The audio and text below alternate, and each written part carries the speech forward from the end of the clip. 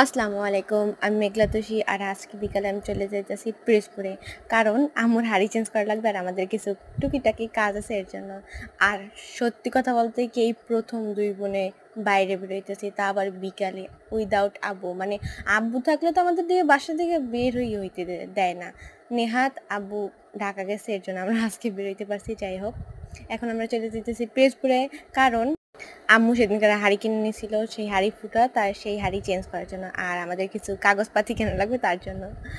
এই যে কাগজপাতি কিনলাম, হাঁড়িটাও চেঞ্জ করছি। এখন একটু ২ বোনে ঘোরাঘুরি করবো তার জন্য যাইতেছি।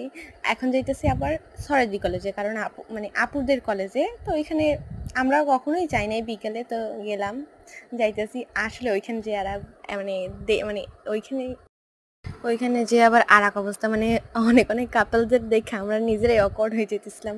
তার উপর মানে কেমনি মানুষ পারে মানে হাত ধরে হাঁটতে কিংবা বিএফের সাথে, আমরা তো চিন্তাই করতে পারি না। যাই হোক, তারপরে একটু মুড ভালো হইলো, ফুল দেখলাম। আসলে এখানে গেছিলাম অবশ্য ঝালমুড়ি খেতে, ওইখানে ঝালমুড়ি নাকি অনেক মজা, আমি কখনো খাই নাই। তো সেইখানে গেছিলাম, যাই দেখি যে ঝালমুড়ির স্টলটা বন্ধ। তারপরে একটু গেলাম, হাঁটাহাঁটি করলাম। আর সব থেকে বেশি ইন্টারেস্টিং লাগে আমার এই গাছটাতে, মানে এই গাছটায় তো কোনো পাতাই নেই, কেমনি মানে অনেক সুন্দর লাগে দেখতে আসলে। তারপরে ওইখান থেকে বেরোইলাম, বের হইয়া শহীদ মিনারে গেলাম। শহীদ মিনারে গিয়ে একটু হাঁটাহাঁটি করলাম। ও তার আগে আমরা একটু নাস্তাও কিনে নিয়েছিলাম বাসার জন্য, বাসায় এসে নাস্তা করবো এর জন্য।